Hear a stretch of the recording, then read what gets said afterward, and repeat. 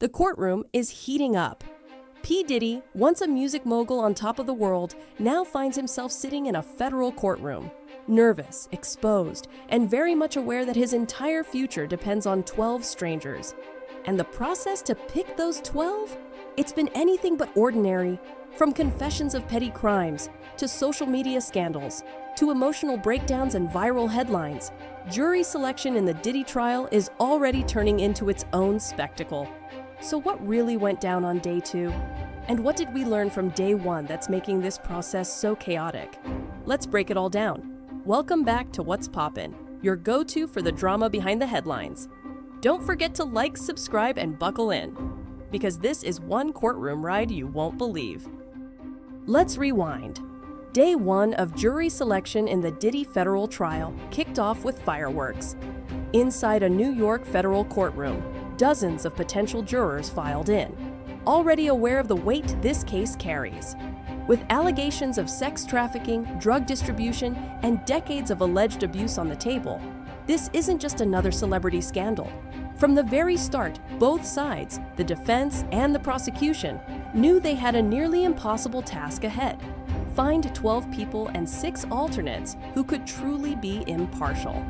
But that's easier said than done when the defendant is Sean Diddy Combs, one of the most recognizable names in music history. On day 1, over 100 potential jurors were brought in. After the initial screening, 50 were sent home almost immediately. Why? Because they flat out admitted they couldn't be objective. Some had watched the now infamous Cassie Ventura video. Others had personal histories with abuse, and a few straight up said they didn't trust celebrities, especially ones with that much power. One woman admitted she worked for a music label back in the early 2000s and had met Diddy briefly. That alone was enough to get her dismissed. Another juror revealed she had a close family member who had experienced sexual assault. Emotional, intense, and deeply personal. Those first few hours set the tone for just how complicated this trial would be. By the end of the day, only 19 potential jurors remained. And as we would soon find out on day 2, even they came with their own controversies. Day 2 picks up with those 19 surviving jurors returning for the next round of questioning. This is when things get even more intense.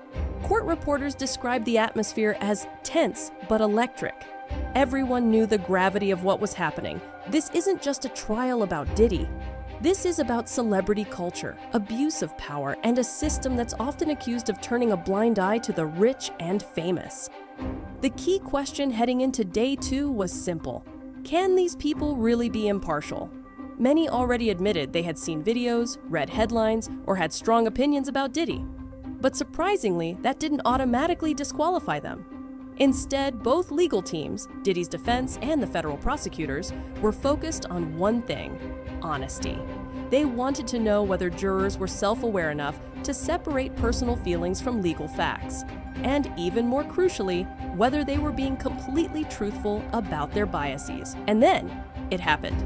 One juror, in what can only be described as one of the most bizarre moments in a federal trial, confessed to stealing a Harry Potter wand from the Universal Studios gift shop.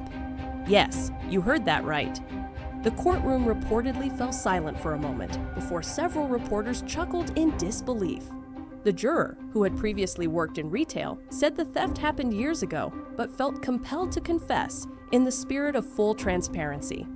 While this moment brought some comic relief, it also underscored just how seriously these jurors were taking their role. And court officials, despite the absurdity, gave them credit for being honest. In a case like this, honesty isn't just encouraged, it's mandatory. But not every juror seemed so upfront. That's where the idea of stealth jurors came in. Legal analysts warned from day 1. In a trial this high profile, there will be people who want to be on that jury for all the wrong reasons. Whether it's the lights, the media attention, or even personal admiration for Diddy. Some might fake impartiality just to get a seat.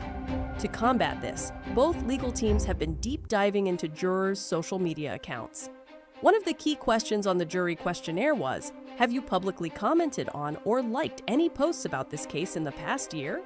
Turns out, One juror had liked a post from a comedian joking about Diddy and baby oil. That now infamous detail, linked to the police raid on Diddy's mansion, raised serious questions about their bias. Are these people telling the truth? Are they secretly rooting for Diddy? Or are they trying to make headlines of their own? While the court was scrutinizing every word from potential jurors, all eyes were also on Diddy himself. And he made headlines once again. In a moment that surprised many in the courtroom, Diddy reportedly asked the judge for a bathroom break, admitting he was a little nervous today. Let that sink in. The man once known for dominating the music industry with bravado and confidence, now visibly shaken in front of a judge. It was a rare moment of vulnerability, and legal commentators immediately took notice. Was it strategy, or was it real? Analysts say it shows just how high the stakes really are. Diddy isn't just fighting for his image, he's fighting for his freedom. The maximum penalty he faces could mean life in prison, with one charge alone: transportation to engage in prostitution, carrying up to 10 years. This isn't about headlines anymore. This is about survival. One thing that continues to shock legal experts: how fast this trial is moving. Usually, federal cases like this can take years before they ever reach a courtroom. But Diddy? He's been pushing to get to trial as fast as possible. Why? Because he doesn't want to spend a single day longer in federal lockup. The urgency from his defense team has been matched by the Southern District of New York, a powerhouse federal prosecution office that does not move forward unless they feel confident. They believe they have the evidence. They believe they can win. And with the clock ticking, the intensity only continues to rise. Here's another twist.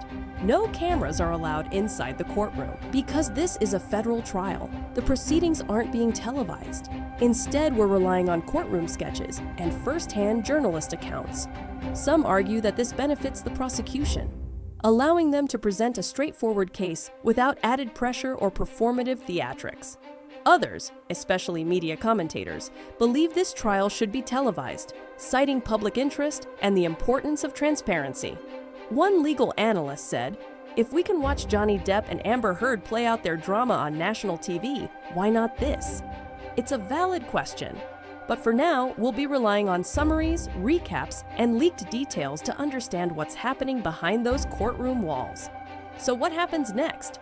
The court is working to whittle down the current jury pool to 45 candidates, from which both the defense and prosecution can use peremptory challenges, a legal right to dismiss potential jurors without giving a reason. From there, they'll settle on 12 jurors and 6 alternates.